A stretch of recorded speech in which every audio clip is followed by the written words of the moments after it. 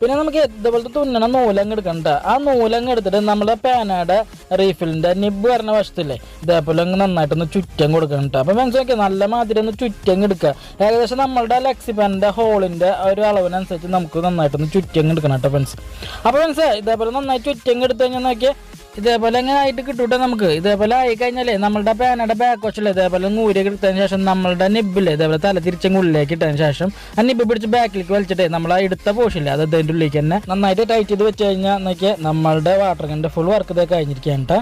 അപ്പോൾ നമ്മൾ water ഗണ്ണിൻ്റെ full work ഇതൊക്കെ കഴിഞ്ഞിരിക്കുകയാണ്. അപ്പോൾ സിമ്പിളായിട്ട് ചെയ്യാൻ പറ്റുന്ന സിമ്പിൾ വാട്ടർ ഗണ്ണാണ് നമ്മൾ ഉണ്ടാക്കിയത്. അപ്പോൾ കാലിയുടെ പാൻ ഉണ്ടെങ്കിൽ നമുക്ക് ഇതേപോലത്തെ അടിപൊളി വാട്ടർ ഗണ്ണൊക്കെ നമുക്ക് ഈസി ആയിട്ട് ചെയ്യാൻ പറ്റുന്നുണ്ട്. അപ്പോൾ ഇതെങ്ങനെ വർക്ക് ചെയ്യുന്നുണ്ട്. അപ്പോൾ നേരെ കിട്ടല്ല ഇതിനായിട്ട് നമുക്ക് ഇതേപോലത്തെ ഒരു പാത്രത്തിൽ വെള്ളം എടുക്കുന്നുണ്ട്. ആ വെള്ളം എടുത്തതിന് ശേഷം നമ്മുടെ പാനല്ലേ അത് ഇതേപോലെ ഈ ഒരു വശം ഇതേപോലെ വെള്ളത്തിൽ മുക്കിയതിന് ശേഷം ആ റീഫില്ലേ ഇതേപോലെ വലിച്ചങ്ങ് വെച്ചാൽ നോക്കി അതിൻ്റെ ഉള്ളിലേക്ക് വെള്ളം കയറിയിട്ട് കാണാൻ പറ്റൂട്ടാ. അതിനുശേഷം ഇത് എവിടേക്ക് അൺ ചെയ്യുന്ന വെച്ചാൽ ആ വശത്തേക്ക് പിടിച്ചതിന് ശേഷം റീഫിൽ ഇതേപോലെ അടിച്ച്